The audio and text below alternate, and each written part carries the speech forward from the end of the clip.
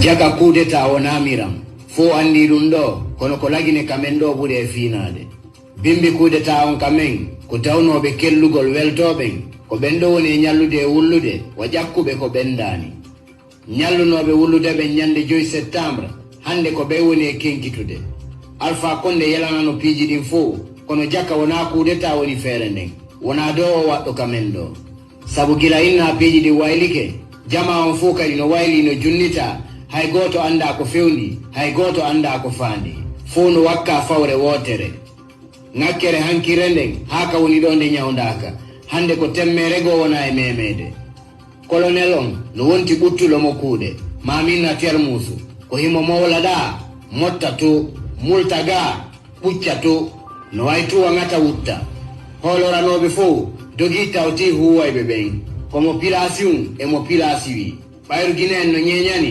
waylorgol waddoño hande konngudi huɗaranoɗi ɗin hankin ɗin ɗon ɗi woni moccirɗi mone ɓaytima goɗɗum to ɓurani ɓe gonga ma goɗɗo meɗɗiɗo ka ɓunduto o ala e tuttude weeli metti muusi himo sukki ɗon telen to leydi no ɓurta tullilagol yollo nde kawte men ɗen no darna caye enen hiɗen lanca quartier ji inna ko togoji woni ko towidira ɗon harala en heɓata coggu koore nde fo no besito makiti fiyo mafe tekku enen hiɗen hollita ko yiida yaada e yaasi fewndi ɗon kamen kam ko fondo bongo ɓuri moƴƴere nden bonnayɓe ɓen no ɓuri moƴƴinayɓe ɓen a innay tun ko bumɓe ardi mboɓoɓe adi sakkiti on ɗuuɗi ha wuri joni haye ngalaka haynede ɓaawo soobe men on lagine ɗo ala e feƴƴude balɗe ɗiɗi hala ɗum ɗo wattidama e mbaldi fo no suti fokkintini kono hay goto heɓɓa faɗude feere ñallata fewde kamen ha nden ɗo ronke fippede soñja on koko dollorɗen kon menen ɓeeɗa ɓeeto e ɓeyato mo kala eɗin groupe aji ɗon no wodi no tindirte sabu cabbiɗin no feewi marsira honno ala no marsira si tawi ko wajiɓe laamu wullirangu ngun si tawi ko ɓen ɗon woni e fewjande laamu habborangu ngun hande wassalam. Voilà, musidɓe an wonɓe landarude paykun sare ngal paygal labangal nantugal inde paygal ngal nanda e ɗeya payle lan salmina on lando siɗon e jaam nokku kala ko wonɗon e ka joɗorɗon la hewroma hadi kubiya depuis ka wontirɗa musidɗo aray ko attikol lan andi balɗe ɗiɗi mi woni ɗo absent e yimɓe buynoddi lan landagol si tout va bien.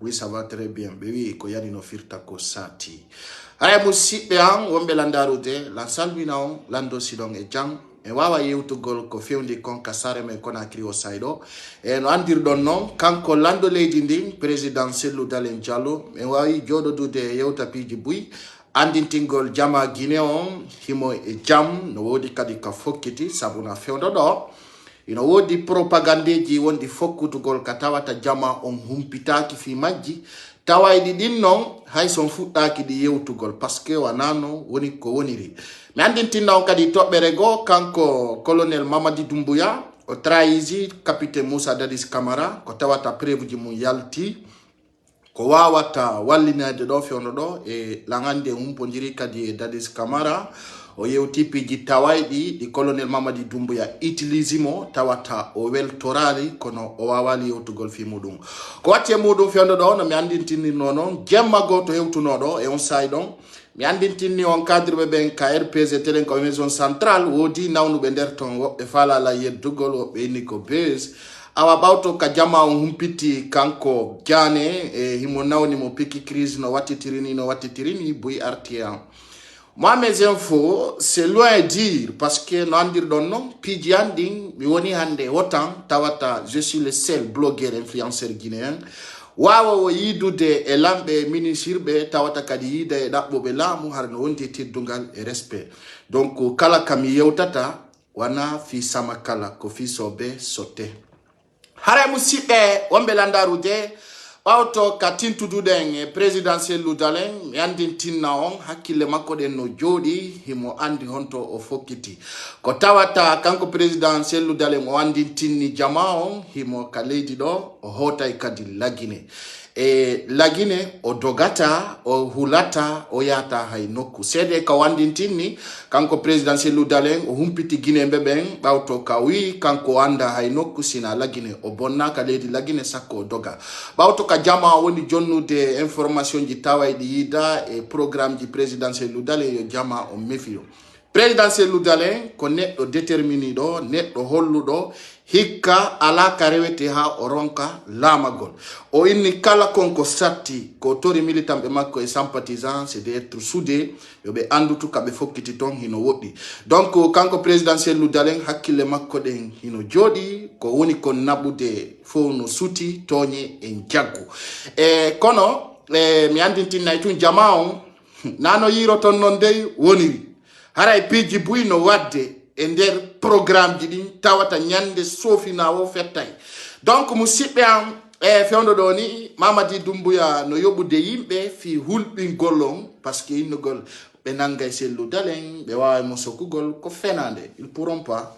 parce que mi andintinna on taw ko on humpitaki fi muɗum tawata ɓeynaɓe ɗo nangama fo o yi communauté nationale walla international no condana est ce que vous avez vu on yi CEDEAO no wadi article ore mum on yi Nations Unies no hala fi mum c'est-à-dire il y a des choses qu'on n'en parle pas pour la République de Guinée kono comme andintinta jama il y aura toujours personnes qui étaient payées qui vont s'attaquer à président Cellou Dalein ben non kadi ko ma famo stratégie mabbe on les calcule pas dans ce sens chers Guinéens chers compatriotes ender balde arayde den président Cellou Dalein o hewtay ka leydi la Guinée anditingol jama on kadi kono mapi mo bonna hula haray e nder piiji ko fokkiti kon hikka kala ka wontirɗa ko ya wonu neɗɗo suude anditowo kadi ko fokkitanɗa kon ko objectif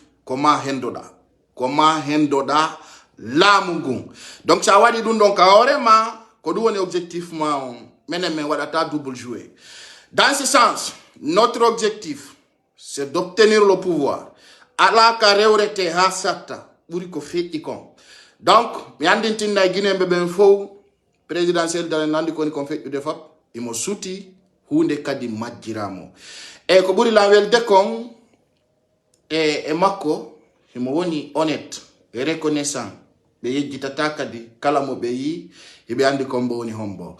En fait, yimɓe ɓen hino mapinkinni parce que ɓe mapaki hiɓe mapinkinni ɓe wiyoɓe ta Cellou Dalein yaw la Guinée kono ngo bonni so ronka yaade la Guinée qu'est-ce qu'il y a on sikko de Cellou ko kasori walla ko n'importe qui donc no wodi piiji c'est un exemple mais ne prenez pas ça sur le président Cellou Dalein donc piiji gonno ton Cellou Dalein dogatade kono ngandi ko huli ay non konko hulɗon ko ɗum woni on daɗata hiɗon huli sokede hiɗon huli piyede hiɗon huli lettede Cellou Dalein ko woni ɓe waralimo mais ɓe piimo ɓe fusimo hoore nden fof no andi donc il va pas reculer et cette fois-ci aussi taw sikku ko sama kala wonade ko piiji wonɗi sincère et réalité aray président Cellou Dalein andintinni jama on fof yon prépare o hetta e victoire makko ɗum ala négocier kala ko kata kala ka rewa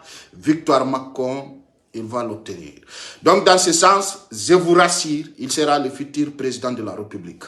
Et auto comme yewtata on ɗo piiji fewdiɗi ka leydi men kanko capitaine Moussa Dadis Camara e président CNRD on trahissimo e sayno feƴƴi kawo inni o artu kanko e Sékou Ba Konaté o utilise image ji makko ɗin kanko capitaine Moussa Dadis Camara ɓawto ka jama on humpita ɗum ɗon tawi piiji buyno nder ton jama on yaltintinali ɗi miɗen jogitino on programme kanko capitaine Moussa Dadis Camara ɓawto ka o hewti la Guinée ɓe wernunomo e hôtel hay ka domicile makko privé woɓɓe nuno wana ton o woni e min humpitike ɓe branchuno appareil ji détecteur ji parce que o nodduno yimɓe makko ɓen telen ka forêt o inni yoɓe prépare accueil makko on telen ka forêt ton awa ɓawto kanko colonel Mamadi Doumbouya ka o humpiti ɗum ɓe aranno kanko Moussa Dadis Camara ala immédiat hay e goto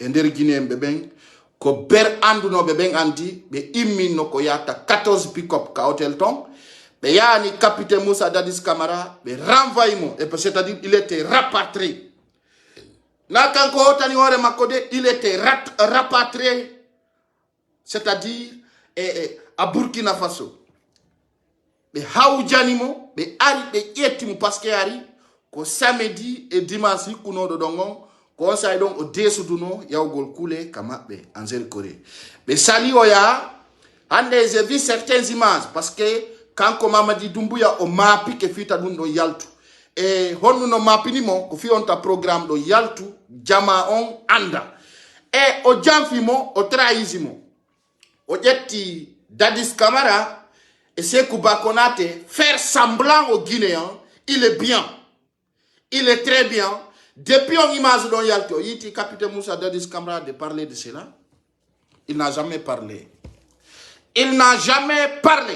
dans ce sens les familles ko trahison ɓawto kaɓe nattimo Burkina e ino koɓe waɗimo ɓe interdisimo e artutugol la Guinée depuis ɓe nattimo ton est ce que on nanimo wola fi artugol ɓe trahissimo catégoriquement il était trahi et les forestiers ne sont pas informés de cela mais on va détailler e ɓawto ɗum ɗon andi fewde ɗo ni hiɓe emprisonnude plusieurs personnes wiyeteɓe ɓen woka ancien gouvernement Alpha Condé buyno ton ɓe fuɗɗike ɓe empoisonnude je l'ai dit dans une vidéo s'il passait et d'autres personnes commençaient de dire non il crée des baises non moi je parle à la connaissance de mes sources quand j'ai une bonne source je vous le donne fewde ɗo ni no andir ɗon noon buye maɓɓe no ton piki crise ɓawto hande manipulation ɓurɗon towude parce que kanko Mamadi Doumbouya ko fenande o wolori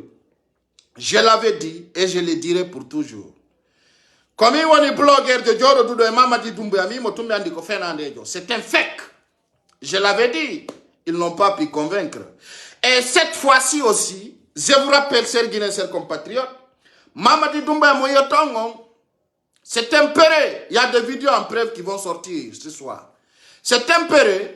Ɓawto hanki kawewti bolbine pay ko fala mo naadi dirde ɗon directement au affronti Mamadi Doumbouya c'était son garde rapproché que je vais prononcer son nom qui s'appelle Cobra le aide de camp de Mamadi Doumbouya actuellement à la présidence que je connais bien je vais donner des détails des images qui seront là et déposés. Hakken ko Mamadi Doumbouya ma pikom. Beni be ambar ko pay kunkum mena worakum. 40 minutes et torture de pay kunkum kaka. Je le dis, j'ai des preuves qui vont sortir ce soir. Musibe en wombelandaru de feondo do.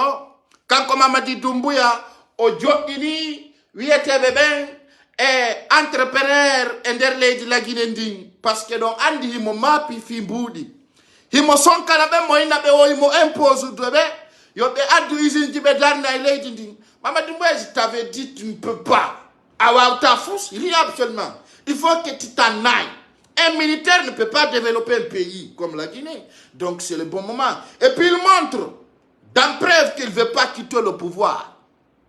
Ande musidɓe an wonɓe landarude la Guinée fof depuis Alpha Condé Pierre Dieno joɗɗina ka yaruɗa o Birkino départ fuɗɗori labbe ha Gérékoré ha yomu ka yawɗa o premier Pierre no départ ɗum ɗon fof no andi premier Pierre on no départ e tandi territoire la Guinée fof partagez vidéo on va s'en aller la Guinée fof Pierre no joɗɗina e ngandinayi fin jaggu koɓe fokkintinni kon e hoore pullo Fouta jaggu e toñe premier Pierre ne savait rien dire si ɓe faalaɓe deppa e premier Pierre itti Conakry ha Kankan ko zéro yaltata premier Pierre Kaleta ko zéro yalti premier Pierre Kaleta Sopiti ko zéro yalti premier Pierre Labe ko zéro yalti ɗon ha Gérékoré ha Kankan ɗum fof ko premier Pierre ji adda tolje hurga inna premier Pierre e nder la Guinée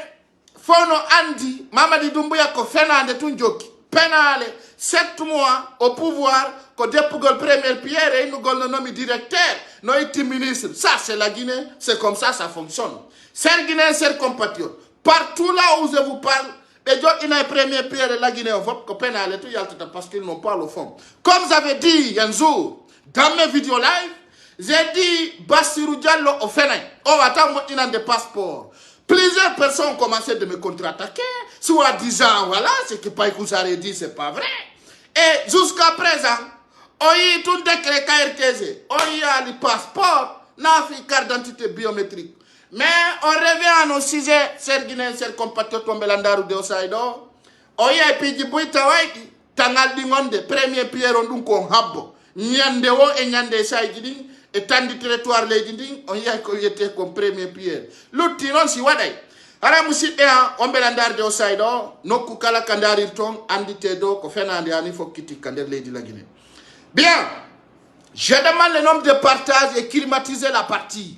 Serguine, ser compatriote, autonome ko fuɗɗi d'un fille au 6e présidentiel Loudalen, neɗɗo on tawi ko neɗɗo honnête.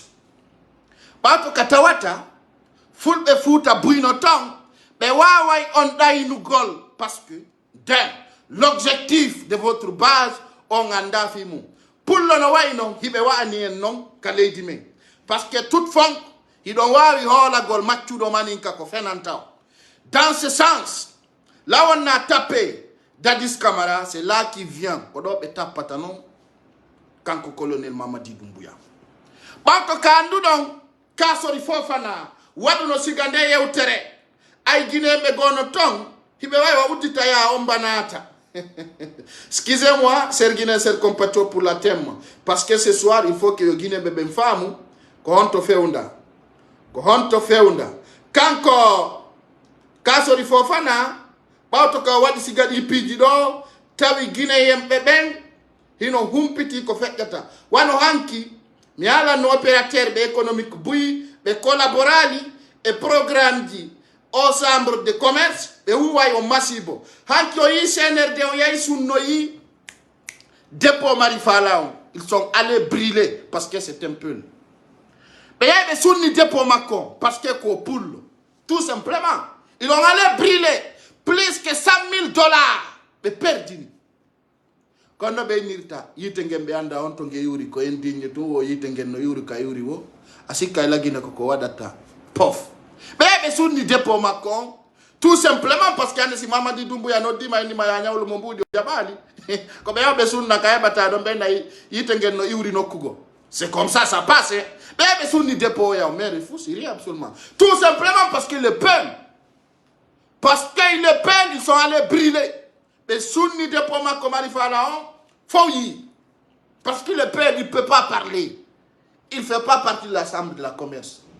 Le peuple de la Guinée, certains commerçants, ils vont essayer de régler les règlements de compte. Pour cette occasion, nous yurumi. Mais il y a des sunna de Poma, ben na be anda on to yite ngengi yuri. La Guinée ta électricité ala. Hédité do fala de l'ama de la Guinée. Kankan devait être la première ville. Malheureusement, tout était prévu. Ils ont même trouvé du terrain, ils ont déblayé le terrain. Le Chinois est mort. Voilà, comme il a dit un jour, le Chinois est mort. Actuellement, le Chinois est réveillé à la maison centrale. Bien entendu, Kassori Fofana, comme il disait, aujourd'hui veut le pouvoir en Guinée. Hande ko numo wi meden artude non e tobbe arte non fi Kassori Fofana e ko Dadis trahisa kon e nokkel buye leydi meden din sendite yewtere nden may andara ta e trajeji e tobbe de présidentiel Loudalen rewi den fo ya sigadi yewtereji ça tu vas pas le voir. Et puis je vous dis, il y a aucun opposant guinéen qui a des militants sauf c'est Loudalen Diallo. Il y a personne. Commencez par Lansana Fouyanté. Nabi don Kassori Nabi on no wiete Sidia Touré. Toutes les personnes qui sont en Guinée n'ont pas de militants. C'est clair et net. Aujourd'hui, leur vision, leur cible, c'est celle Loudalen. Il n'y a aucun opposant qui a des militants. Personne. Hay goto ala. On peut marier militant. Hay goto ala militant jo et la Guinée c'est celle Loudalen. Donc ça d'abord c'est une victoire. Alors il y a eu des caractères du koyuden kong. Et musique en Wambelandaru de ça y est présidentiel Loudalen ande atawa connaît le juldo. Uniquement il est croyant qu'on a d'autres de fono andi. Dans ce sens, il m'a holi ko jokikon. Et autonom comme il ko futur président ko toɓɓe towde waɗi komi yewti o ɗo andi buy wowlay buy kadi litay contre présidentiel Loudalé, soit des blogueurs, soit des personnes qui veulent former des partis politiques. Et mais aray litugol fimako. Et il y a des gens qui ont été payés, tout le monde le sait déjà. Et aray litugol contre présidentiel Loudalé. Mais je rappelle aux militants et sympathisants de l'IFDZ, nous sommes nombreux, très nombreux dans ce pays. Et ce n'est pas facile de nous déstabiliser. Ce n'est pas facile aussi de nous manipuler. Dans ce sens, un des présidentiels Loudalé, qu'on a vu la Guinée, et qu'on sati qu'on fait comme Bouridouloudé. Comme tous militants et sympathisants, nous avons un cas de la présidentielle Loudalé. Oyidi et l'amina et Bamouben. Et il y a un kadi frère nous de. Parce que nous avons un petit lundon, kambe CNRD, que force rimière woni ko be dépendant. C'est-à-dire, naadu gol ande e bernde monde, onon sikube ben ko gonga be woni. Be nade ko wiete kon ande e der bernde monde ande mijo. Donc une fois que be nadi mijo e bernde mande, ama poto woni. Des fois on vous observe, wata on jabu e nada mijo e bernde monde. Parce que si benadi donc ko ono woni tampude. Je vous dis aujourd'hui, be ari be libi kamako fop no souti. On y donc ka. Tellement que be fa la déstabiliser de ngol leñol wiete ngol pullo fuuta. Fulbe be ngardinali yakil. Be ari be libi kamako abe gayni ay ko kanko e sidia wonno no kungotu. Ay be karti sidia be libi kasellu. Nini kay di jidin nok a procédure tombe Libya be gayni. Et tout le monde sait que c'est pour lui. Il n'a rien dit. Be pitia be gayni, be ari kadi, be wi ke Ousmane Gawa lami donc on budget donc etata wada donc école. O be wadi premier pierre. Bauto kanyala ni Mamadi Doumbouya, ay mo andi min ko mi halanta mo kon. No la bila ni mo wakum fa yakun. Min ni soje tite peremako, o tippi don fi wadu gol birkire, o yay ko fettata kon. Oje tali te pere makonde o yari tonka. Awa hedi te ben yo belon ni wadi don birki ko fait eta ko ngender jonte tati. Vous allez voir les gens qui étaient là-bas qu'est-ce qui va passer. Pauto kandu don kotonye kala memu do selu dalen sinako waili. Fono andi ko fait eta ko fudori avocat ay procureur. Ha e gendarme ko nandi tata e mudu. Kanko Doumbouya bauto ka di video. Au sens du programme, il y a julirde. Dans ce sens, quand Mamadi Doumbouya o be wada dans l'école o beni tira jallo teli. Ya be wada. Ko sitawi non l'école on dara ki ko do woni ko kirdi ko ndare ta projet di mabbe di ko projet d'espoir parce que be fala ka fi élection wadu la Guinée. Be wi on nden le bidjego be wada dans l'école hara be gaynimo nane penale. Et then le budget go ko machine jondum be darnirta do o ara le colon gasti l'année et then le budget go parce que là il va essayer de convaincre les Guinéens pour qu'il reste encore 6 mois andi pidini on observe o wi o le colon gasti o et then le budget go états mo 7 dal on go rise et then le budget go ko no be darnirta do ko dum be fenana Guinée be wawbe wa mabbe be kadi holo be ko parce que ande ko yete kon domaine de travail domaine ko yete kon chantier étage mo 18 classe on no way gasude nder le bidjego be yondum be addi toli be urgi tout ça c'est pour vous faire oublier ko ndaru gol ko hilno do ngara wala ta fi élection la Guinée bien entendu dum do no ngandi wawata wonu gol ko fenande dans ce sens ko coopération hombo arantabe wala ko opérateur hombo arata wada be autoroute hombo arata wada na bedu hay goto hay kona akiri wawata amenazude na non fi kadi o ina wada na yon bambe to kalum autoroute ko fenande il peut pas maintenant pour vous faire oublier comment be arda yo stratégie fenande parce que quand be CNRD be sikki be wawi wad gol polémique ko si be wowli fi Cellou Dalein, bien entendu. Donc dans ce sens, ils vont venir vous dire, mais fala wad godo école on ka ministre d'habitat on ko don budget on iwata kon Ousmane Gawal Maria wada na Guinée école on dum budget iwrata ka duma on nete ka habitat ko penale ay na terrain jibe yata on to be itata ko be watta kono nombre de partage s'il vous plaît. Dans ce sens on école don jode hedo don ko comme yala ni on kon ko penale fi ka passeport ko don arata il pour rien faire. Rien absolument. Bauto non fi lavi. Mamadi Doumbouya. Alpha Condé 10 ans. 11 ans, on va voir le kilomètre goudron. 1 kilomètre, il n'a pas pu faire. On va voir Mamadi Doumbouya. Donc, on dit qu'on pénale. Dans ce sens, je vous dis ce soir, président Cellou Dalein, au Araï la Guinée, Bauto Hande, Katawata, Bouyalto de Baldedo, mais Yaltino ya idanko ben be prépare des prisons présidentielles Dalein ko fenande n'attrapez pas. N'attrapez pas. Ko penale hande ko wiete ko national et international. Nano enyamo eledi la Guinée ndi ko Cellou Dalein woni ko huwondira ko kanko woni ko nabida. Bato kam yandintini on o yiti di kanko e premier ministre en Côte d'Ivoire. O yiti e président en Côte d'Ivoire. Noko ka wondo me wolta ko fe etakon e se o wido ko onto fo kitiri. Donc pigiding wone calme hedo don taw ha soso e maninka anda ko onto Mamadi Doumbouya fo kintini be.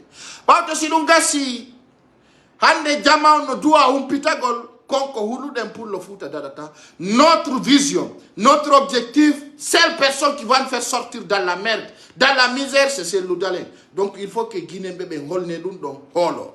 Monofala holo monofala tchadon.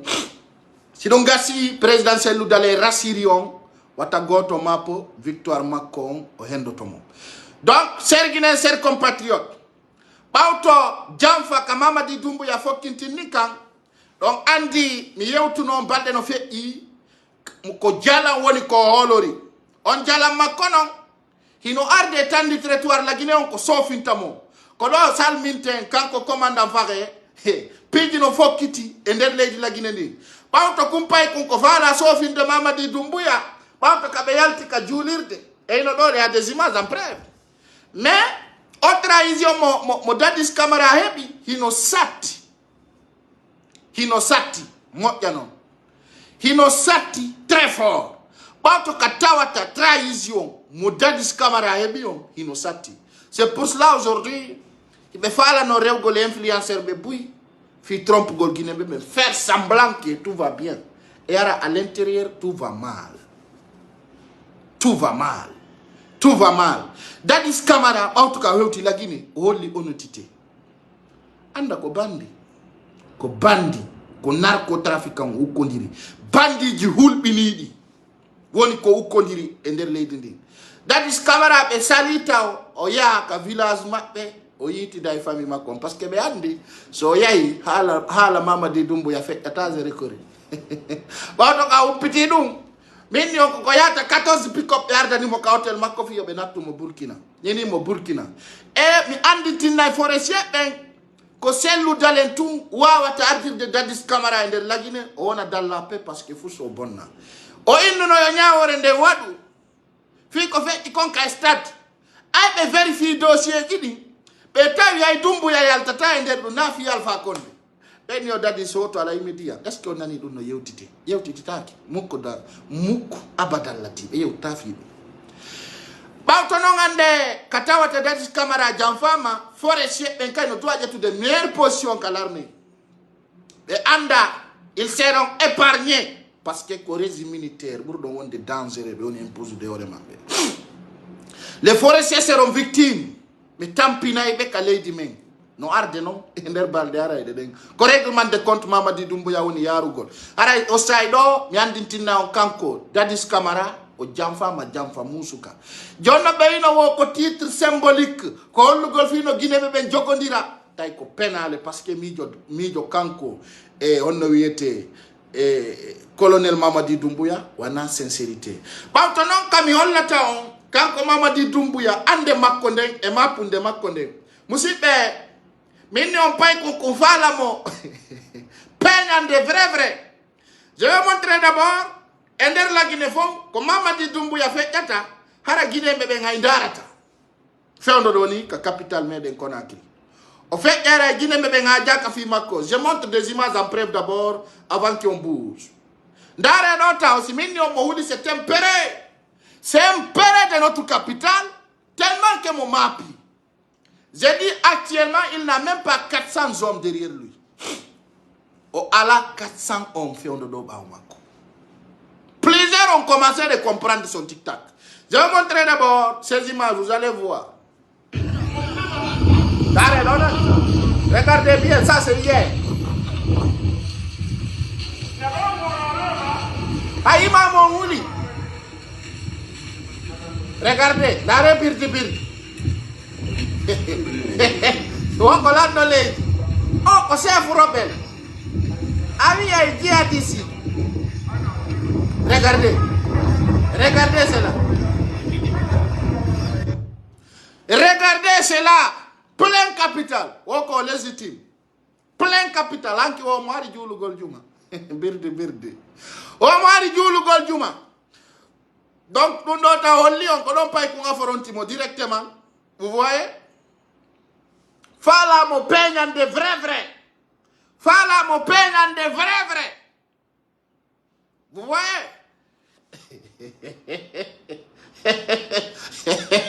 Donc, vous avez fait rien, oh frère, je vous dis, c'est de péré. Les forces spéciales, ils n'ont pas de formation. Ça, je vous dis d'abord. Un militaire bien formé n'a pas besoin des armes. Un militaire bien formé n'a pas besoin des armes. Sondari, quand il était qu'on garde, quand il était qu'on garde, hara ko marbe formation mais besoin que joga gol arme lourde ya ha julirde. C'est pour cela que je vous dis aujourd'hui, là où Mamadi Doumbouya est flanqué, c'est tempéré parce que Nyandewo tout le temps il attend un coup d'état. Nyandewo mohabi ka osofina tous les jours, tout le temps, tout le moment, il mohabi ka etapimo. Donc Kankotigi, il s'est senti trahi.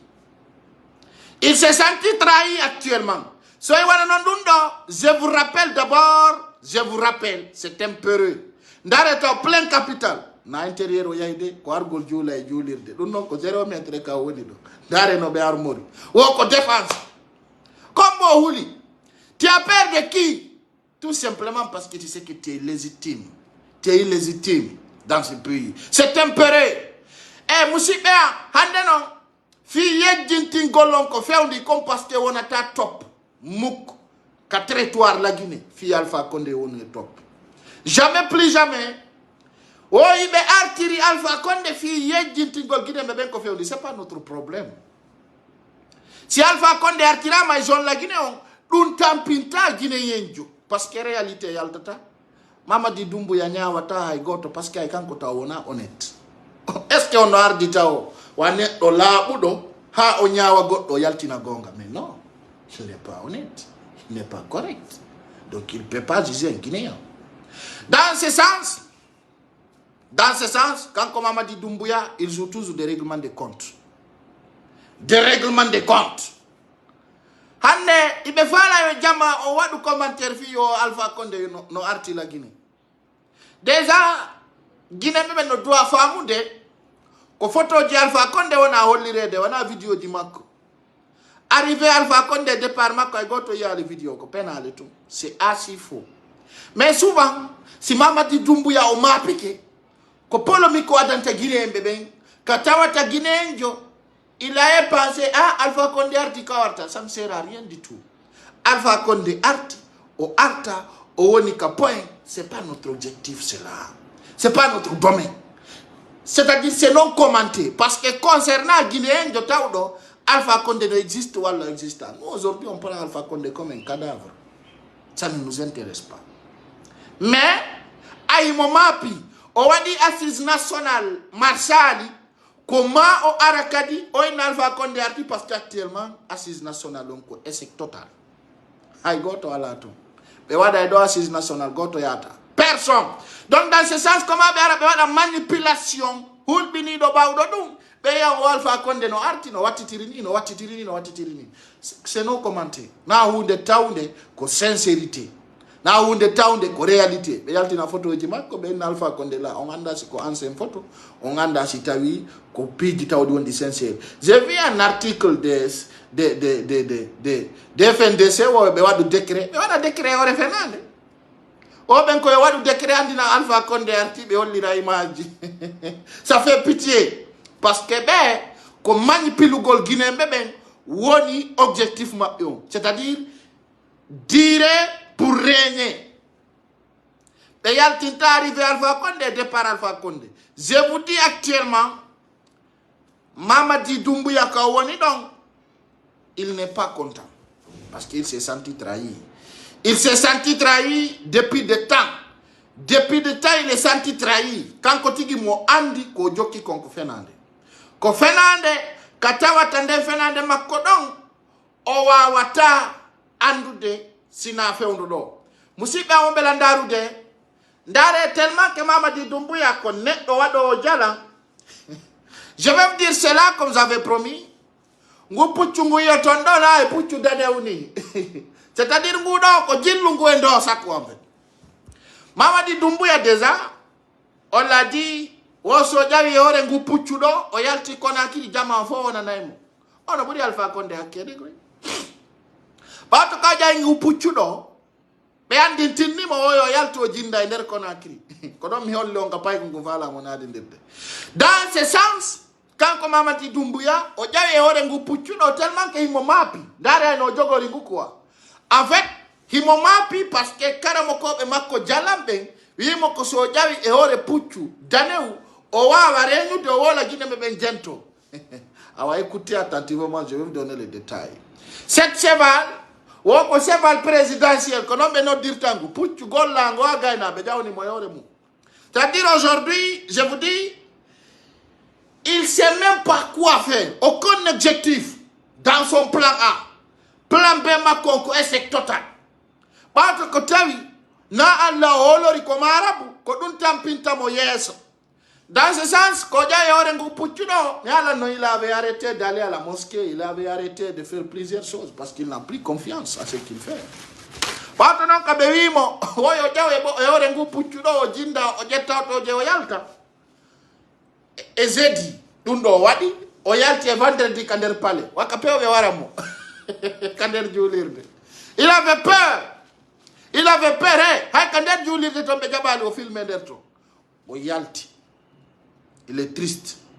Donc, undo foko sinji holudi, c'est un échec. C'est un échec. Kodu woni ko fo kintini. Bauto non joni kamiandi tintao. Fendo doni kanko Mamadi Doumbouya, mapunde makonde kwa top.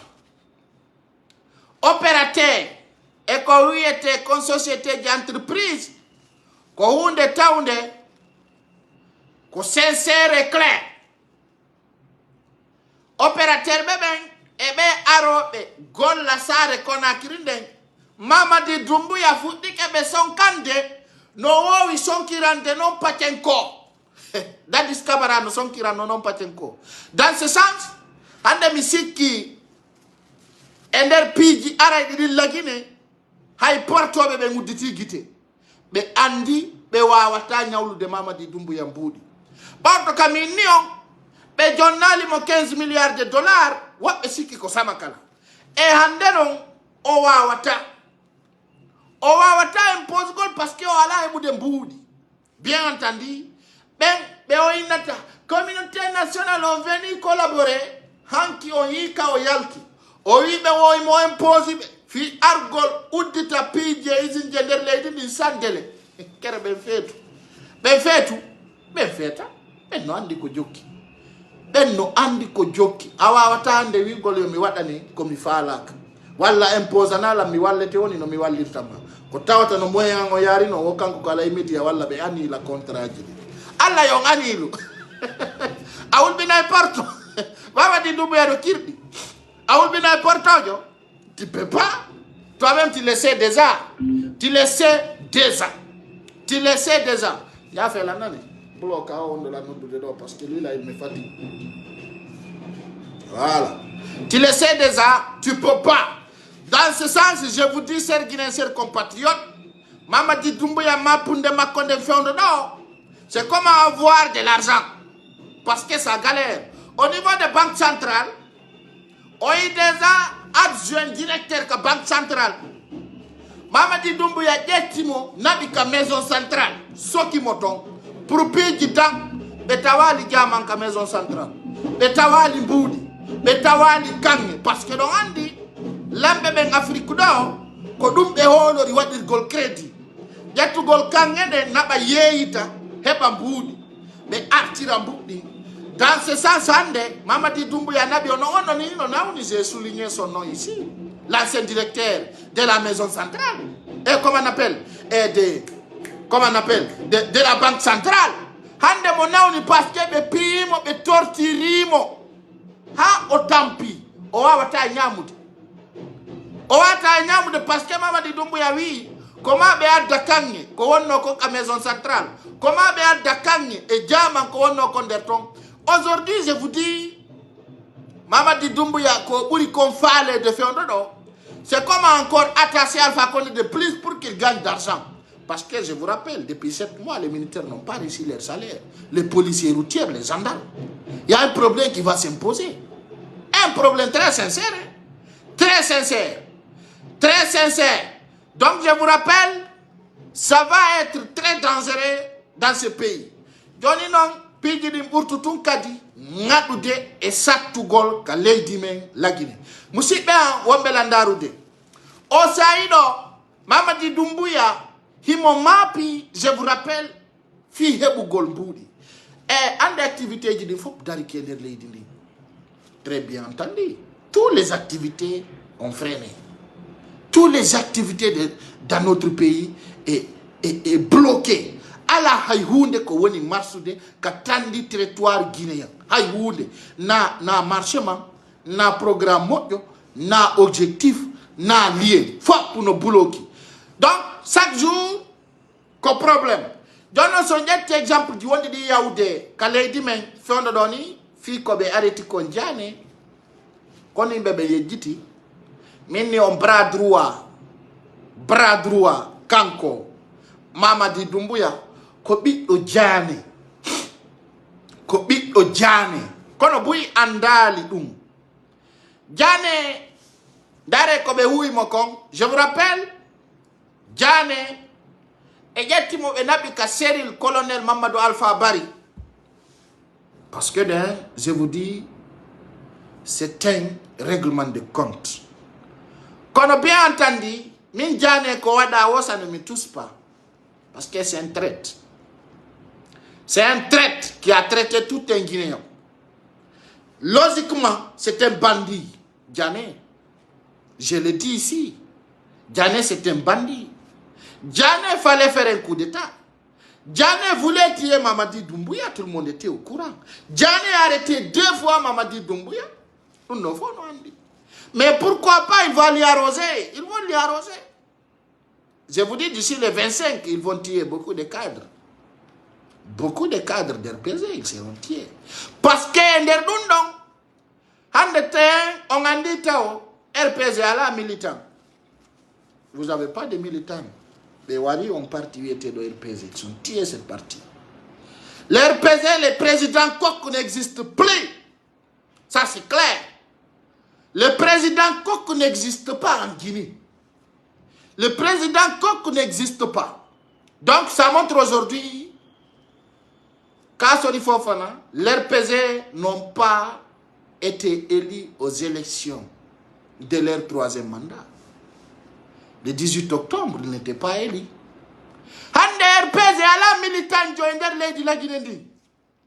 Ça montre aujourd'hui les preuves. Vous n'avez pas de militants.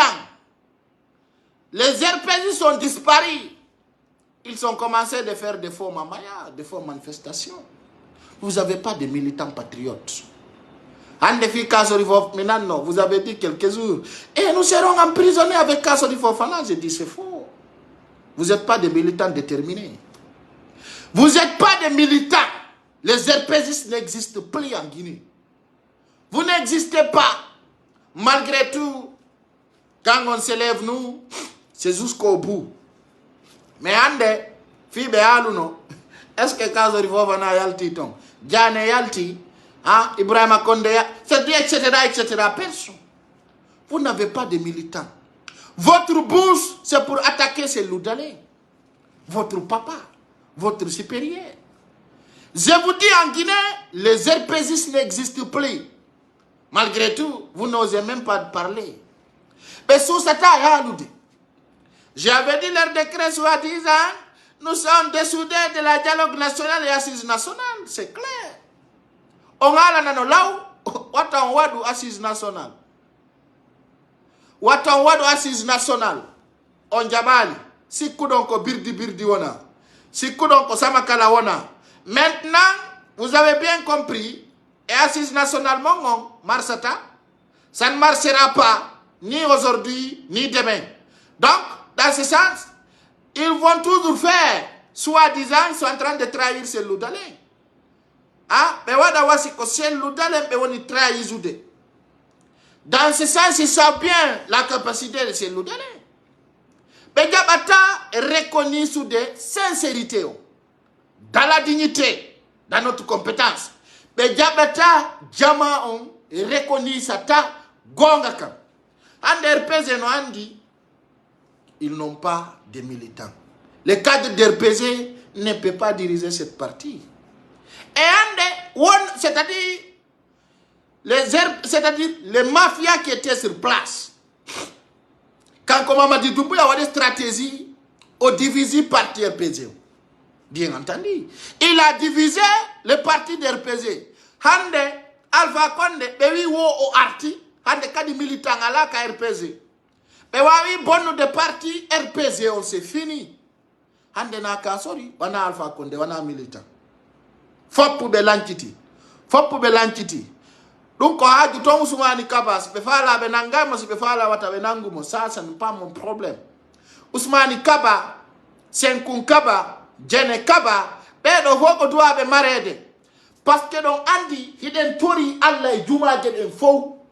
Kala ka pullo futa, kala anyudo pullo e ore togni.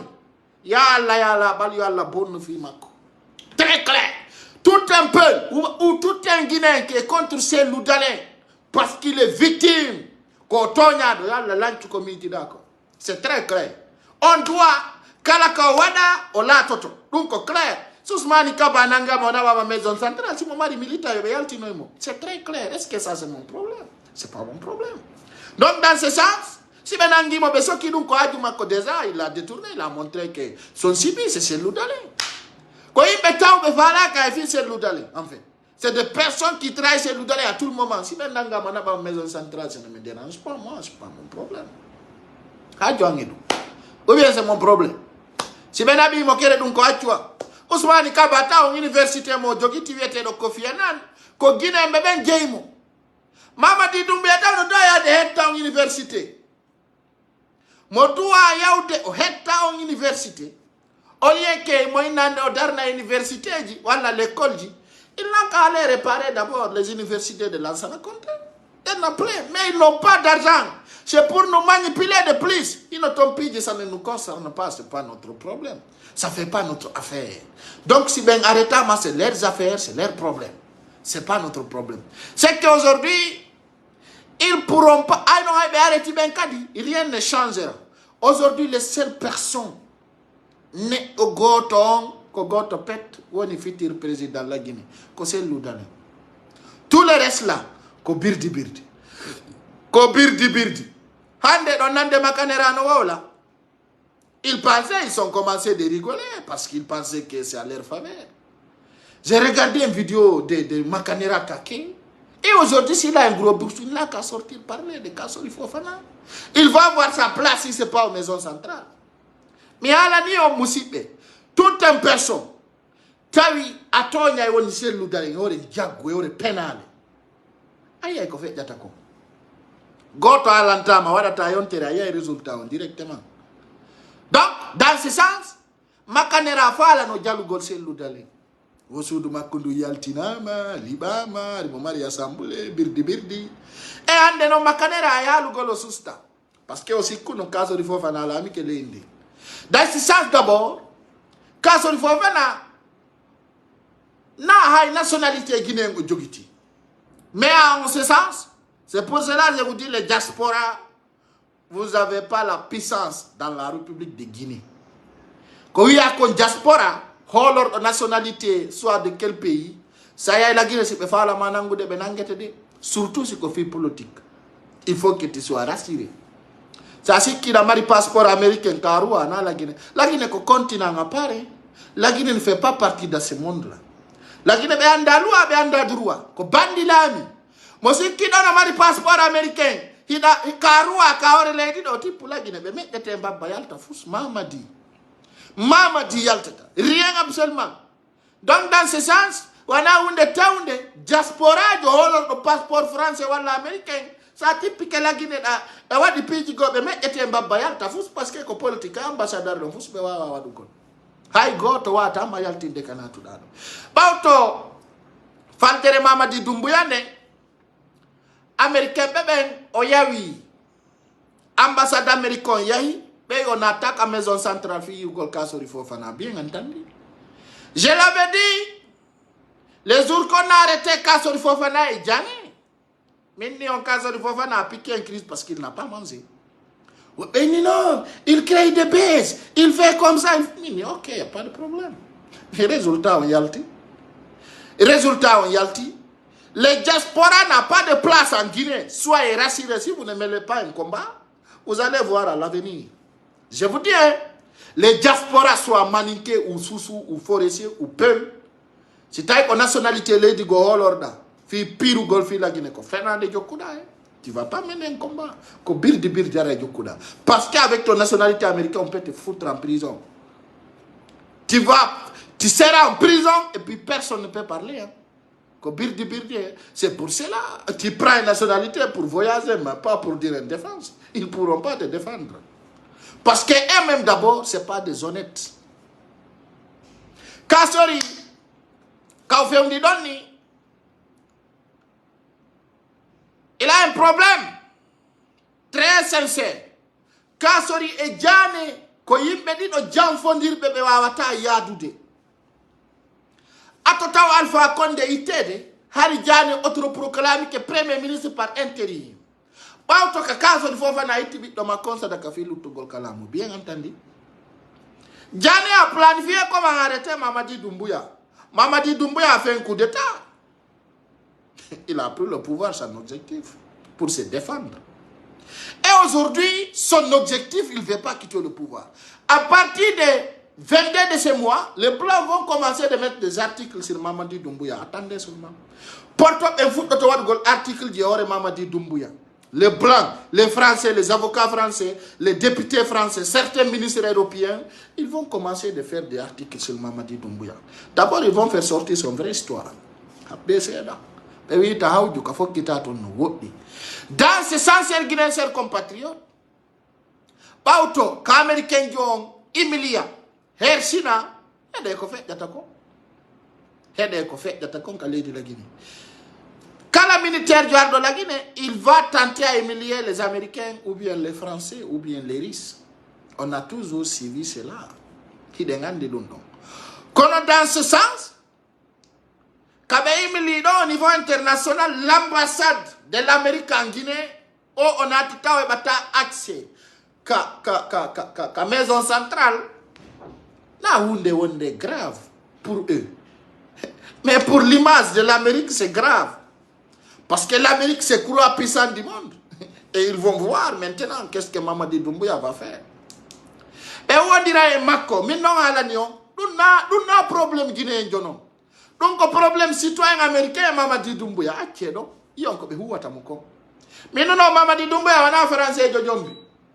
Quand il se porte au Djombi, c'est un Libanais, il a marié un Libanais. Ce n'est pas une Française. Elle ne peut rien faire. Il rien absolument. Il rien. De haut et en bas, il ne peut rien faire. Mamadi Doumbouya, fous à la Kowa Tawadougon. Et de l'aider de la Guinée. Dans ce sens, Kassory Fofana, il est en danger, mais pas grave. Aïdjane, Djane n'a tout golmako prison. Mais n'a pas kasseril colonel Mamadou Alpha Bari. Colonel Mamadou Alpha Bari, oui, mon excellence Diané, bienvenue.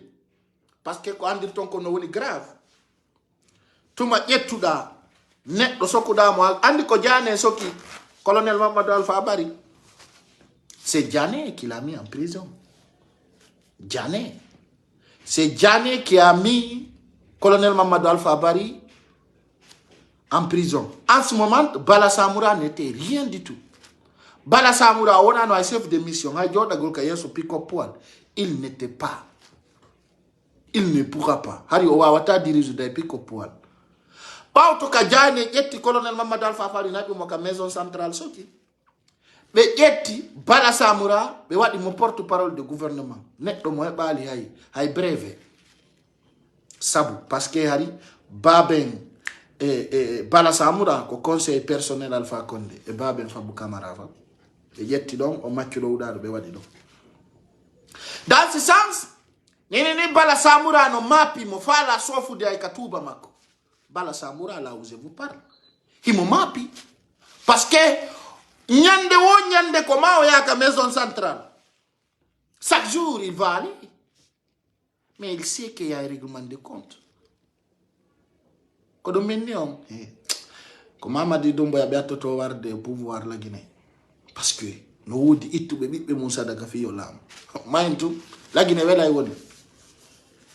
Dans ce sens, colonel Mamadou Alpha Bari ay ni ke Diané, oy mon excellence bienvenue à la maison centrale.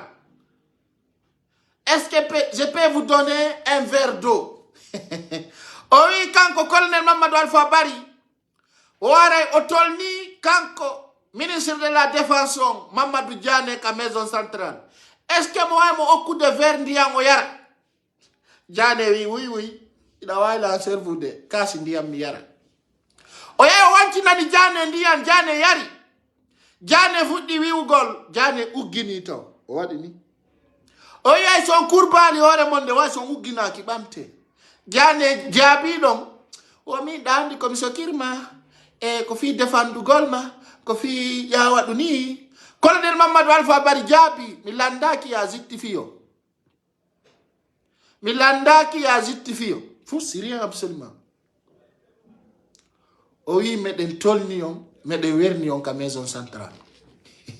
Tout manon emprisonnada telen katawata be wonda sabu soka wadama ayay ko yurumi fewne doni siweti Diané hersa ko hersi kanko ma o yana musibe sa jamfike neddo si tayi da mari ko wiete ko rappel de conscience parce que no dimbe hara conscience o rappelata comment Diané yana hersa kan parce que ça y ka ami janoki do ele 11 hara Diané mai wala hara Diané akitama ko didi hersa ka Diané hebika dum waray wallahi billahi tallahi sandari sellu dale ngatai ko din ko sellu dale wada ko si tay wana siga sellu dale hakku dalla on tigi maye mokko ay orne amaya directeur tu peux même pas résister à paralyser ko kambe tigi wo Diané no nawni il peut rien faire mi ti tuma na bada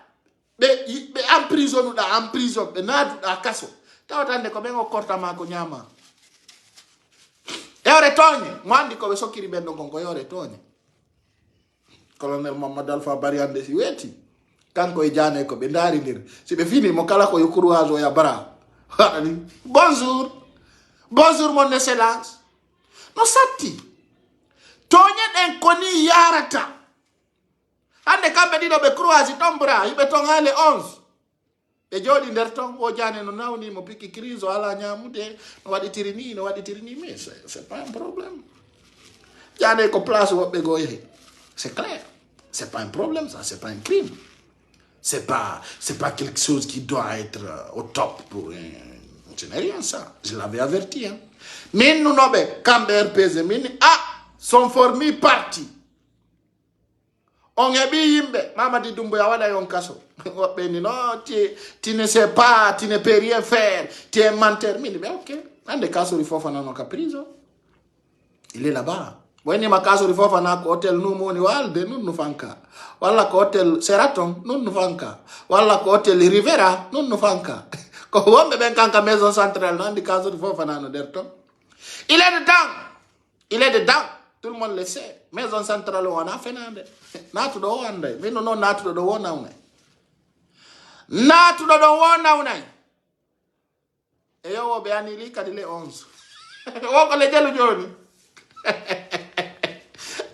Hibeto parce que moy nima ko fino benangira selu dele benadiri ben non der to jodo hedo da no arde ka kirde ko yurmi do les 25 qui vont tenter de tuer quelqu'un wallahi billahi tallahi ko saji tawaydi ko faveur men kanko colonel Mamadou Alpha Bari ka o soka don jane fina bimbi mo andi ko kanko naadi colonel Alpha Bari e der prison e ore toni colonel Alpha Bari wi ay si jane zitti fiya ki jane fu in gol andi ko mi addir maga ango do mana bu de kaso wi gol ko défendre gol ma wow c'est le 30 septembre acca neme haray be paki di be vrai jane wi colonel Mamadou Alpha Bari ko mi addir maga kaso ko fi sauve gol ma anda way sauve gol goddo e der kaso naba goddo sokamu nadamu ka der prison acciamo do wiya ko sobugol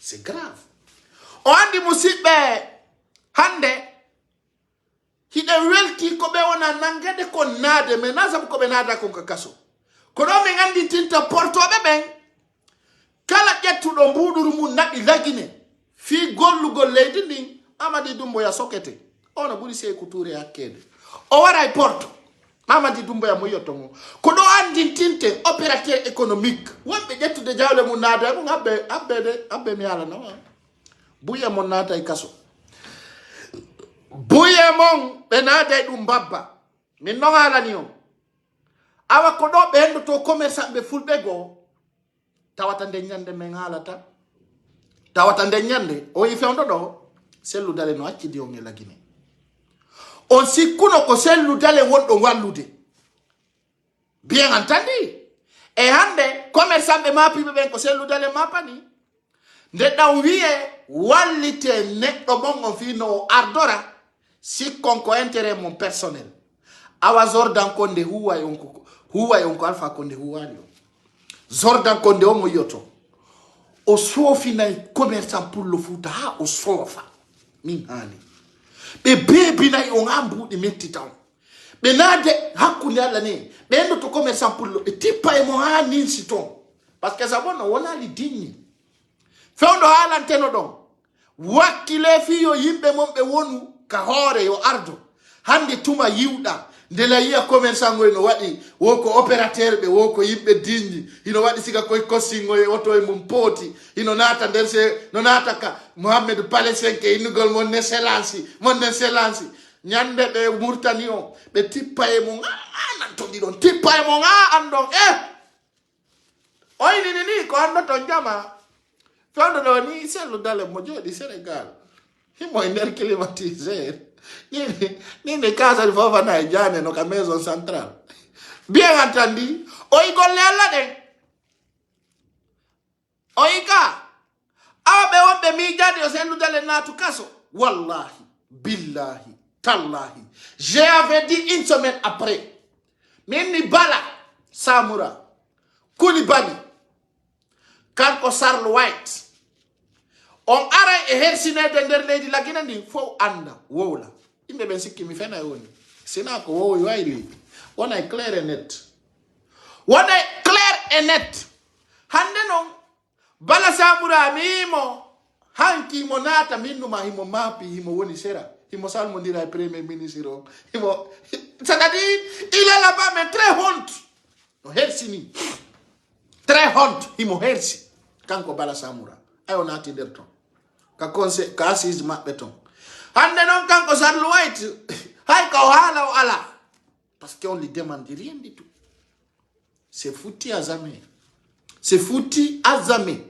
dans ce sens guinéen compatriote lady din ka fokkiti do no mapi ni jama hande jane e kaso di Fofana hiray kontugol birki hande konto maninkajo mari ko wowla o yi ko wiete ko règlement de compte no wulbini hande siko selludale laamino o naadata no jane kaso parce que kanko ko fiyo ɓiɗɗo guinejo o nantodir wona yimɓe gotum gollida yaada hande ɗonon ɓen maninkaɓe ɓe kankan wonnoɓe kellande Ibrahima Condé honta won ɗon hande ko maninka woni sokude maninka j'ai avertimini dans mes vidéos je dis si feƴƴi e pullo koye maninkarete ko finuki wombete j'ai dit hande noon ono maninka ɓe ndaare ko woni feƴƴude hoore mum na onon inni koyo nettoyé ɓe nettoyé on ha laaɓa pos ha laaɓa ɓe nettoyé on ha herson onon ɓen kara mokkoɓe jooɗiɓe Kisidugu jooɗiɓe Kurusa jooɗiɓe Kankan ino waɗande Mamadi Doumbouya sigaɗi piiji ɗo ɓe aray huwugol on piiji tawaɗi ko la hawla huwata on la hawla wala quwwata ko ɗum yiyata ko yiɗo wo ngal ɗon innon iye par ce que sa duwanike huɗaɗo ko sigaɗi piiji ɗo huwata hande o sokki Jane o sokki Kasori o sokka Ibrahima Condé o sokka kadi Damaro o sokka o wiyeteɗo Bantama o meƴƴaɓe fof ka mbabba fiyo heɓu tan e komi welti communauté international et national intervenata e ɗum andi kombo intervenete mum ko ñande kala Mamadi Doumbouya yi waɗa e selludale jungo ko ɗon non andata ko lagine ñaaɗi kon ko ɗon ɓe andata pullo pii hara na pullo birdi selludalen ɓe ndarama ɓe ɗon ka ɓe terto. C'est l'objectif qui montre aujourd'hui. D'ailleurs, à l'élection, il faut qu'il t'aille. Ben voilà, il y a des cellules dans les concurrences. Il faut aller dans le libou. Nyandego, be wiuno. O cellules dans les concurrences. Ben non, dumo be John Namolamo. Awa donc faut quitter. Mian andi Guinenjong. Mare o vidéo mare momo ya miwi. Ko be non du cellules dans les. Be ya men jeji ma fi Allah ya talamu. Parce que ande ko sellu dalenge hombo yaadata élection mi ko ɗum mi umpa hombo personne en Guinée hande Kasori Fofana yahi kaso ko sellu dalenge hombo yaadata élection la Guinée je voudrais savoir cela ala ayna Ousmane Kaba na Lansana Fuyante na Kasori Fofana na Sidia Touré kamko e hombo makko yatta hay goto ala to mo selludale yadata élection présidentielle personne kano wodi hande ko ni kaptugol tunade ka babba et hande ender leydi la Guinée ndi ça doit vous inspirer andugol le moment est venu pour que selludale devienne président de la République de Guinée. Le moment est là. Le moment est là. C'est l'oudale ngeuti moment ko hewtata président de la République. Et yo Aliouba mala I16 parti ta wala. Aliouba wonde lozeman.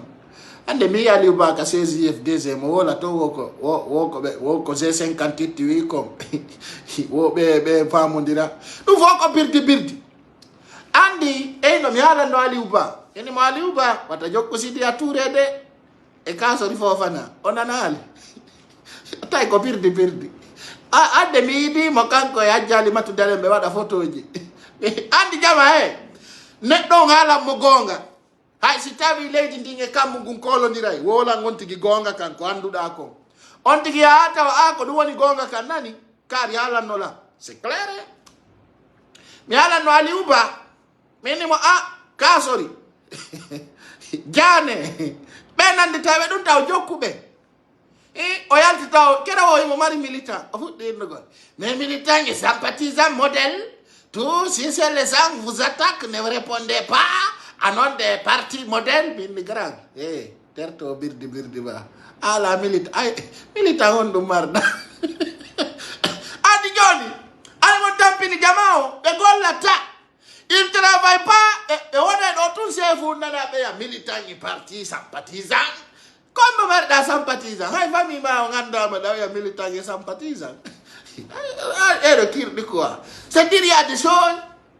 Hey, pour le pullo fuuta fo no do affaire mu de parti politique mum simi landa min ɗum ɗum fof ko penale o parti mon birdi penale tout hande onon ko ɓen ɗumaɓe ɗo fof ɗon duwa wonde ɓaawo selludalen wonon dalle rakay dalle ligne yo nge haala non abdallah fop onon leader lagine si ɗon tawi ɗo ɗon faala dandude hoore mum wiyon menen parti politique wonɓe lagine fof min dari min tawi ko selludale gañi ɗo walle mo no hettira so waɗi ɗum ko laawol mon gonɗon sina ɗum tuuɓe mon ɗe lamma e par ɓe tippa e mon ha ñande kala yaltuɗon woɗɗon fi ordre constitutionnel ɓe arita yo ɗum no laaɓani lami e ɗum no laaɓani mi pos ça soit clair pour vous kala yaltuɗo goɗɗo e mon yalta ɗon wola fi dire de la transition walla wiya ko Mamadi Doumbouya waɗi kon walanaki ɗum ayay ko watta kon ɓe tippa e on tigi vrai hande so ndaari ɓaw hande ko selludalen tun haalata fi lagine foppu waɗa rega hara no ndaari le sel hande hay goto haalata tawata wawa e nantagol walla anina Mamadi Doumbouya depuis selludalen yalti e nder zone lagine on Mamadi Doumbouya no wadde piiji tawayɗi o ronku andude ko o golla hande e nder lagine ɓe récupéri naafiɗiru wiyetendu Ousmani Gawal wonno ɗo ɗaɓɓude laamu no ardora e no wuurira fo yi ɗum ɗon Ousmani Gawal noddi yimɓe buyi o wi o fi Allah yomi terto mo o jeejilan no julɗo jeejirta julɗo yomi terto mo ɗum ɗon dokkirde la vrai Ousmani Gawal mi watama tertagol par ce que ka naafiɗijo quoi min mi faala kam ala goɗɗum billa ɓurma moyen sino sati okkorgol mago mi iɗa yurma mi quoi kono andi ko yurmilan ko koyɗa ko fi Allah oti annabijo yomi tertoma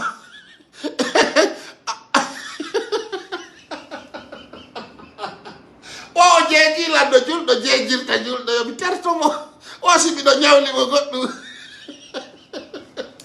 yomi wolanmo o yoɓanmi he Ousmani Gawal min Allah addan fi wolangol naafiki ɓen gonga quoi a faamine mi haalane ɗo enen ɗiɗo sen ko an si ronka min mi ronkata haray o jeeji o koye mi accata mi terti kama o ñande démission uɗa ay sa démissioni walla wolta fima sina ko moƴƴi kono en tant que ɗa ɗon ɗa hekkude penali mi naata e coñcima vrai habba suumaye on naata suumaye on maya kan suumaye on naati suumaye on maayi kon sumano ngandata sekko an kon Ousmani Gawal o kumpay kunno metti sekko jawalo metti hunduko ne Ousmani Gawal o miɗo metti sekko o kayiɗa o laalaji mettuɗi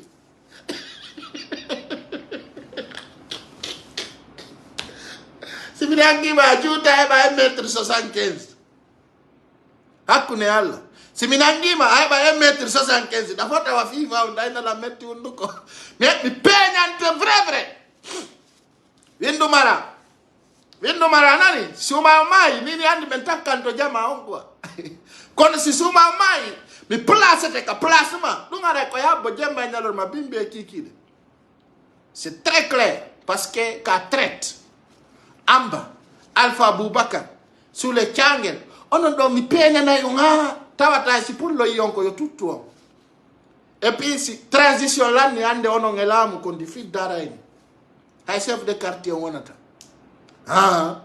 mi hawjana on de mi peñanayi on vrai haray Mamadou Sylla holli Mamadou Sylla wi o fiɓe wonaɓe naɓede ka maison centrale ɗum no aninimo Mamadou Sylla wi kanko o hari depuis lagine taga accita o yaari siga ɗum ɗo jaba o ino l'école moɓe darnata on ka selludale jaba o ko l'école privé wona l'école publique kadi de l'école privé wo ko l'école ɗo ɓe darnata ka selludale ɓe no feeti fetande hakku dañi Allah wodan 6 mois hara jama woɓɓe landarude Mamadou Sylla holli wo kanko o wujja o adu andi wujjuɓe ɓenno toon aduɓe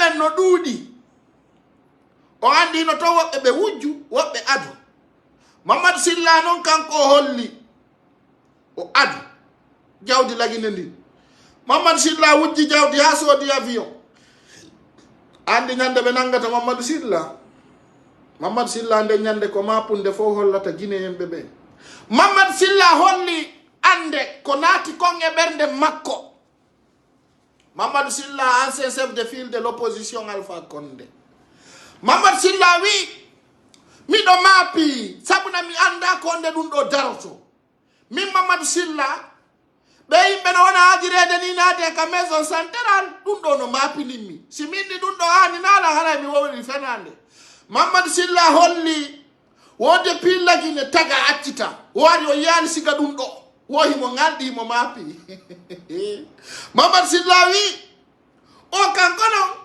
himo happy si mawdo mapi ka wala chono chana Mamadou Sylla wi wo kanko o wonana o militaire do few o wonana o kambe le wi non o wonani o kambe yawno don fi dialogue national hala Mamadou Sylla holli dans ce sens o kanko wujja o adu jawdi lagine ndi o wujja o sodi avion je tati o yeyti godde Nigeria si Mamadi Doumbouya hendi ke ma anday awola na monto ittuda andi jawdi si dum non gasi haray portojo goto holli transition on en Guinée diplomate on holli Sidi Janat alerte l'équipe du pouvoir semble vouloir se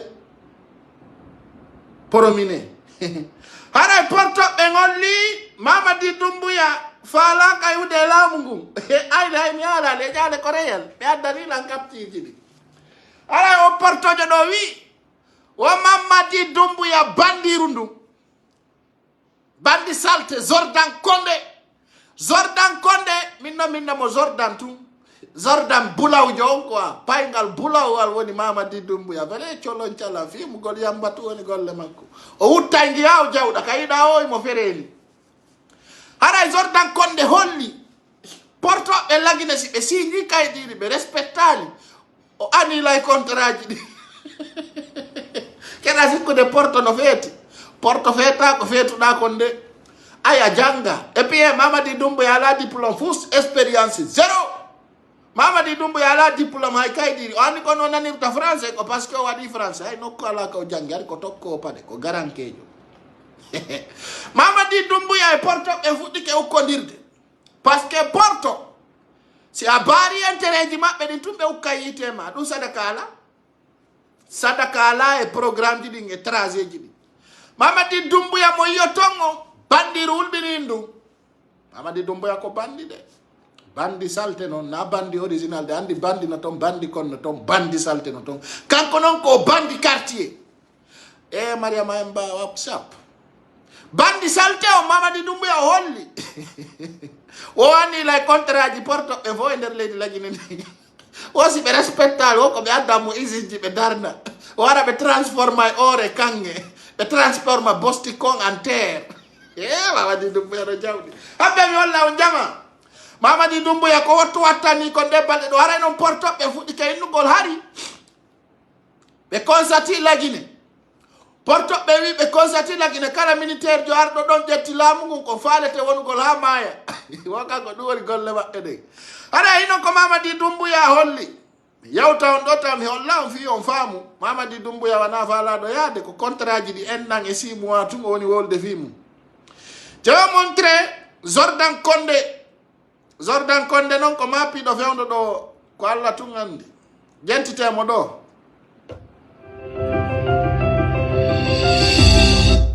incitatif à son profit. À son profit. C'est cela la coopération gagnant-gagnant. Hala Mamadi Doumbouya wona nodi di porto be fiya be wadu coopération gagnant-gagnant kera sikko de porto be ko fetube porto jaygo et puis ko tourisi be sinwa waddo do kadi sinwa be prisonnier abe de si mi Mamadi Doumbouya no fena hara mi do jodi ka salon an do mi do kirdabo o yawo jette ya sinwa be de sinwa en prisonnier o dalagi no ina ko coopération internationale sinwa be gala nan dai ko woni ko wolude sinwa be no tappindira de Chinois, les Chinois se donnent des coups de main dedans. Parce que là, il faut que écoutez, moi, je suis Chinois, mais coopération internationale. Mais je suis ici, le Brésil, Congo, et l'Afrique. Nous avons mis en place plusieurs mesures incitatives pour un climat d'affaires garanti. Wow! Oui, mais on dit de garantie et mesures d'affaires. Voilà, mon cas, la rasiro, non est pénal. On a garantie et derrière la Guinée. Comment on a garantie? Non, maman dit Dumbuya, mimi andadi ba hakil quoi. Mimi c'est qu'on a été intelligent, mais tu es bête. Déjà, tu es bête jusqu'à ce niveau-là. La ilaha illallah Muhammad Rasulullah sallallahu alayhi wa sallam. On garantit un niveau excellent. Un retour d'investissement. Voilà, quand il y a Andi, mini on fait un démon. Na bendi on bendi que 15 milliards de dollars fi Rio Tinto. On bendi que 15 milliards de dollars fi Rio Tinto. Quand nous cadons une attaque si nous avons un mon bout de foot to contrat keso. Anda feti. Ane ba hay la de la Guinée la fi contrat. I go to Jonathan Mabudi. Pip $1 pour y faire de bata. Élevé. Cependant, force est de constater que des attentes ne sont pas et produits rentrant dans la transformation doivent être produits sur place. La Guinée est très important au parti d'eau. Prospérité. Pour y arriver, le gouvernement prendra toutes ses responsabilités. Wow, gouvernement, il y a une garantie et responsabilité dans quel niveau. La Guinée est la haïkoura. Quand on va transformer le gold or ou la canne sur place. Vous savez, c'est un drogué comédien quoi. C'est un drogué comédien. Écoutez, au gouvernement, il y a une garantie qui transforme le gold de la Guinée. Maman Dumbuya, ça ne va pas dans ta tête. Quand on a fait ma yamba, mais on est là. Billahi wallahi tallahi, n'en est pénal. Ah, ça transforme afin de faciliter la mise en œuvre des usines de raffinerie en République de Guinée. Ah, on a dit dehors mon cas. On a une usine de raffinerie. Ko raffinerie, I don't know raffinerie. Nde machal de ko bula ureni. Hakudangi Allah. Wa ko mame wada na mo usine kender leji la Guinée ndi. Ah, mais de hedi manani. L'État jouera tout son rôle. Quand Kawayari, l'État jouera tout son rôle. Rôle non. Aïe, nous n'avons maro tipoto, maro tipaki, arika di zingine. Afin de créer les conditions de développement d'un. Muhammad Rasulullah sallallahu alayhi wa sallam. Développement, on donc corridor de prospérité. La transformation de la bauxite en alumine.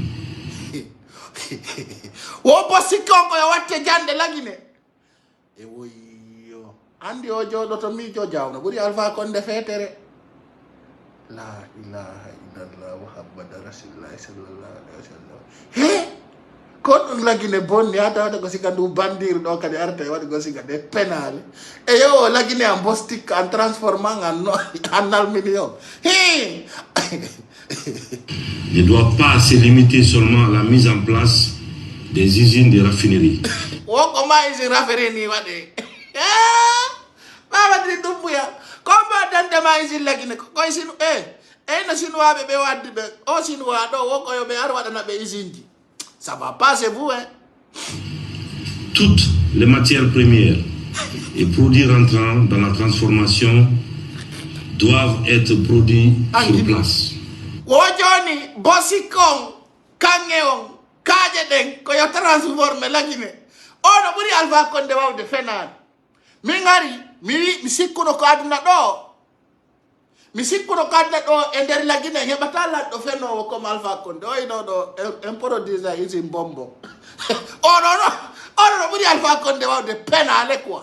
Alpha Condé ko yino kañum o waɗana en usine bonbon ko ko Pepsi mi anda honɗo isiji bonbon e birdi oɗo ɗo kanko andi ɓeydi sa ƴetti ko tawɗa wura e bemma wawde fenade ko siga ɗum ɗo nane penale wo isi la ilaha illallah muhammad rasulullah sallallahu alaihi wasallam adama oɗo wo isiji ɗin ko lagine deppete hara ɗi moƴƴina e bossikke e kanŋe e janɗe awa hikka men nanay awa nduɗo kadi ari nduɗo noon ko feetundu e fenugol de o nani ko wiyon kon konto noon isiji ɗi watte anda feeti anda sikkude ɓe portoɓe ko tigiti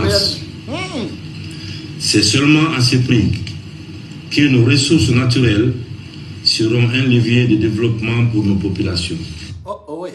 Holli kadi wo kanŋe on e jamango o ko fi population go mamadi e nder hitande fof ko fenugol tun arduɗa mamadi ɗum mbiyati mande hi. Le gouvernement est conscient de la complexité d'un projet de construction de raffinerie. Eyo, wo gouvernement on kañum kayno naade juuɗe min mi anda torotoɗo no impose min ari mi anda torotoɗo no wola ko okkete d'aluminium en Guinée. Cependant, le respect des conventions de base reste pour nous non négociable. Aɗo nani non négociable wo kala arowo lagine fi yaltingol bosti kon e jaman on e kanŋe on Mamadi Doumbouya wi wo kanko négociata wore ko ma isiji ɗi gadde deppe laginere ko ɗon gollete ndeya sa ndikki kono falla ay Mamadi Doumbouya ono mari maladie psychologie ɓeya adda terrain adda obeka adda Mamadi mi sikkuno ɗa waɗa hakkille seeɗa jaaka bulawjo na mere ka yiyaɗa oyɗa ƴolliniɗa waɗi paɗi teddugi la ilaha illallah muhammad rasulullah sallallahu alaihi wasallam an kadi koni arduɗa penale siga ɗe awa hi e on ɗum kadi meɗen landima ko honde élection organisé teɗa wolana men ɗo fiisinji non négociable. C'est pour cela qu'un comité sera prochainement mis en place. Hari men ganda woray o nomay kadi yimɓe kesum wo communauté birdi on kadi o waɗa yesoɓe andi hitande fof mo nominde marsali haray Mamadi Doumbouya holli o waɗay kadi yimɓe hesoɓe fimino ɓen ɗon kadi no ɓuuri gouvernement fewdiɗo ɗo won communauté ɗon no koko oɗo ko nomugol tun 7 mois himo nomatu yimɓe mo itta o watta o sina directeur o ko adjoint directeur hari min mi yaali lanɗo siga ɗum hay Dadis Camara coɓoti pour proposer aux compagnies minières qui se mettront ensemble pour la construction des raffineries en Guinée. wokoma tout raffinerie o waɗe la Guinée miɗo heeɗi waɗayɓe ɗum ɓe. Au cours des discussions, un chronogramme, je dis bien un chronogramme détaillé et précis dont le gouvernement sera le garant du respect des délais contractuels devrait être signé entre toutes les parties prenantes. La ilaha illallah Muhammad Rasulullah. Jako wino ɗema ka winoɗa men kon kadi Alpha Condé anda Alpha Condé ko penale wo ko laabi ɗiɗi o yi Alpha Condé a wardi kadi fenande ñaaɗude noon Tout manquement au respect des délais de construction des raffineries wo kadi koɓe addordele ɓe wiya arande ñalande ɗo ara ɓe waɗi isingo ma ɓe memata contrat Allah no barudema et puis o duwa no jabade gonga ma se traduira par des pénalités requises. En dépit du boom minier du secteur bauxitique, force est de constater que les revenus escomptés sont en deçà des attentes. Vous et nous ne pouvons plus continuer à ce jeu de dupes. Awa ɗo nami wolide kanko Mamadi Doumbouya oi wande kadi kanko opérateur be waɗoɓe ɗi business ji ore kangi ɓe wata continuide parce que mi alani o andano laggine woni fonctionnirde ko neɗɗo naggil o ala expérience c'est à dire ko bulawjo tun endi laamu andano laamu woniri onani ɗo woni haalde ɗi wo kanko hande kadi kamɓe ɓe jasoɓe kange waɗoɓe usine ji ɓe wata continuide eyno noon laggine no darori parce que o anda min ni on ko naggi tun addaɗo wiya yo laamu naggi tun parce que ko doole wolori ala hakki min mo hande mo yaha ko doole o yarata quoi vrai bulaw hande no yaha ko no way tuwa naggi quoi no way o buɓɓa wat ko buɓɓa wi quoi ko ha yiwɗangi anday ko buɓɓa wi lagine hino ko wiyete kon contrat de travail ko yoton ko gagnant porto ɓen addata mbuuɗi jonna goɗɗo c'est à dire si ɓe nima ɗo exemple min jonnay 1 million de bail e nder 1 million de bail ɗon porto ɓen kamɓe de ɓe ƴettata mbuuɗi ka compte ji maɓɓe ton ɓe adda ɓe jonnama c'est à dire eyno so waɗi contrat ha on gayni ange porto ɓen eyno ko ɓe woni wadde ko ƴettugol mbuuɗi ɓe sooda machine ji ko ɓe gollirta kon ɓe adda ka leydi ma jonno si ɓe fuɗɗike yaltinde kange walla ko nanditata e mum si ɓe naɓi on produit ɗon ɓe yeeyiti ɓe jonnama pourcentage ma o mama ɗiɗɗum ɓe ɗon kanko mo sikkude ari ay ko naggil ɓe ƴetta e mbuuɗi 50% ɓe jonnama si ɓe sooda matériel ji ɗin ɓe adda ɓeɗo wimo wona ɗum de o wi o continue atawa o kanko wakkinaki a famali ay tun ka naggi anda sikkude ko ɗo risata ne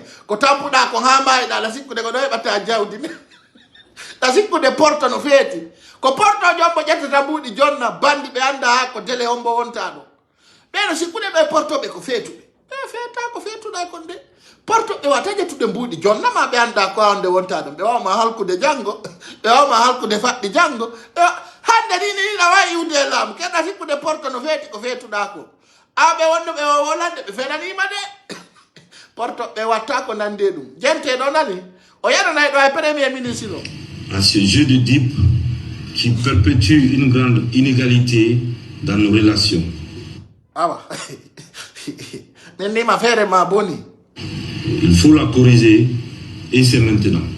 wonon ko ma ɓe korisa ko joni keɗara ko bemba jonni ɓe mbuuɗi ne oy min o wala hakkil na oɗo ka o naati ɗo karan o yaltiroyta miɗo hulita ɓe huttiri o a baali nane ko o woni haalude jonno wo ko tori ɗo yimɓe ɓen ar golla ka leydi lagine nane ɗi o wonɗin duɗɗude wo kanko kadi ko kisan ɓe waɗante accu ɓe yalta ka aéroport ɗon a yitataɓe lagine abadallade mi haalanino ɓe fof kala fokkutuɗo lagine ay noon ɗo haalay ko libaneɓe o moɓoyi o addi o joɗɗini. Je vous invite à cette démarche qui devient un impératif catégorique et non négociable. Et ce, avant la fin du mois de mai. Et puis, aujourd'hui, il y a négociugol ala wosi mois de mai on hewti o ɓe waɗali woray ko ɓe accuto wani lay contrat ji o macciɗo no hakka wo si tawi ɓe respectali ko ɓe aldi ko ɗo e mois de mai kanko ara e waɗili mi ala ni accuta o anda sa wonay ɗo e mois de mai wo ɗo e fende mois de mai si libaneɓe ko waddi o joɗɗini ɗo ko waɗanali mo contrat ji ɗin o renvoyé awa lagine hikka o laamama hikka o laamama net. Et ce, avant la fin du mois de mai. C'est-à-dire, on est en avril, c'est d'ici la fin du mois prochain. Je veux, monsieur le Premier ministre. Déjà, on avertit ici à Premier ministre. Hikka. Huya yo dedan nene. Laamude golle ɓeɗo no yurmi. Naatude yo gouvernement ɗo. Premier ministre on kañum joni no ɓuri muusireedu. Awa ɗum ɗo ko haaji.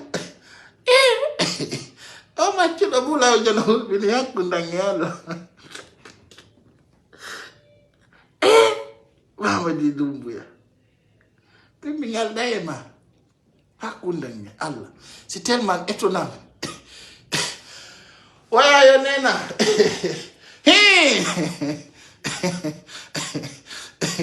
Non, Pimbingal Diogo. Hakundang Allah. D'ici la fin du mois prochain, je veux, Monsieur le Premier ministre, qu'on me réponde sur ça.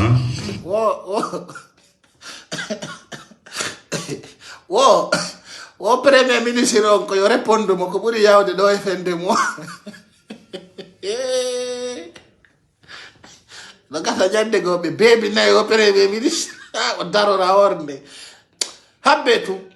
Ender ko arata ko no gasa do e mo procès. Haray be baby ni o premier ministre abe yowti mo nyije. Ay la gandi ko hakilo ma fe bandu. Hikka haray gouvernement. Je vous demande de revenir auprès du ministre des Mines et de la Géologie avec des propositions, un projet, un chronogramme précis de construction de raffineries d'aluminium en République de Guinée. Le gouvernement n'hésitera pas à prendre ses responsabilités pour rétablir l'équilibre. Par ailleurs, j'instruis le ministre des Mines de prendre les dispositions pour... Donc, nous avons Lyon, on connaît le tawo ko wolo tum birdi sans objectif. Kodo kado ni ministre bebe, wo mo kala ko yoremu. Wo mo kala ko yoremu. Mo kala ko yoremu. 300 hectares. Minni dun ko penale wonata. Do kado yawo jetto libanebe forestier libanebe mo en Guinée o joddini. Ay dun do na je abe le portoni, c'est des prisonniers chinois et des français. O addi o joddini nder sali mo wala halaji di tawata di à la sens. Walla il est plus qu'un fou. Je vous dis, plus qu'un fou. Parce que quand on a il y a un programme la Guinée. Andy, moi je sais pas, il a quel objectif en tête quoi en fait. C'est pas parce que on a une maladie psychologique, une maladie mentale. Parce que quand on attaque ala hainoko kahiki. Tawata no yadi e gonga. Kala ko hali atawa fena ne woli ne ngande de buri ndende hanki. Wonde grave. Il est tellement grave. Tellement grave. Le Guinéen doit être vigilant. Parce que tout ce qu'il dit, c'est pas vrai. Hein? Hay on l'école ko ben be wada do ko kasel ludalen. Ko fena ne. Mais à la moyen, dans l'école moins de 6 mois, ils n'ont pas cette moyenne. Mais non, Ardi. Je vous avais dit, il ne peut pas libérer les passeports. Aujourd'hui, ils sont mis Kassori et certaines personnes en prison pour avoir d'argent. Comme Boudi, on dit fala. Boudi. C'est-à-dire, on soku de ben. Mais là, soku de filles prêves. Mais soku on au détournement de l'État. Ou on détourne bien de l'État. Comment ils vont récupérer? Comment ils vont récupérer? C'est assez faux. C'est assez faux. Assez faux et pire. Mais, Hande, Diamant doit faire notre solution, notre programme. C'est pour que ces Loudalen arrivent au pouvoir, pour qu'il change pour tout un Guinéen. Parce que Mamadi Doumbouya a moyi bendo, odo ko fetu doni. Ko nyande non, le 25 do andoton. Le 25 do le urudo, on anda piji bouy et ko fokiti kon. Donc, dans ce sens, no fokiti katawata ngaday, ngas. Wallahi satay moyanon parce que quand Mamadi Doumbouya hakile makoden no fandi, il n'a pas l'expérience. Il n'a pas l'expérience. Donc do jaman doa famude e odo ko neddo laifujo. Haray mi andintinna yon tum bawto ka be wi on kanko Alpha Condé warti ka leydi la Guinée ko hunde tawnde na hunde de tawta population doit intéresser gol hande Guinée jonko doit impose gol ko fi dire de la transition. Donc ser Guinée ser compatriotes ko don Guinée jon doit wadu de fight fi dire de la transition. On dirait non, c'est à imposer. C'est à imposer. Parce que Mamadi Doumbouya mo yidon do projet di makko di o fala wadde din ka revu makko. A fala de ude lamude ko calendrier bien programmé o jogiti. Donc, tout le monde doit être déterminé. Inch'Allah, on se retrouve demain soir à partir de 21h avec plusieurs preuves aussi. Je m'excuse après de vous pour les 2 jours d'absence. Donc, en cas d'urgence, je vais vous revenir pour vous informer. Restez connectés. Ah, on a dit prisonnier politique, on en a un cas. Yala nonde, yande kasori fofana, o yanno derton. Himbe ben fuddino gol. Non, il crée des bêtes. Jane on non konno woniri. O piti no ka. Donc, ça reste énormément. Et je vous souhaite une excellente soirée. Je vous embrasse. Bye bye.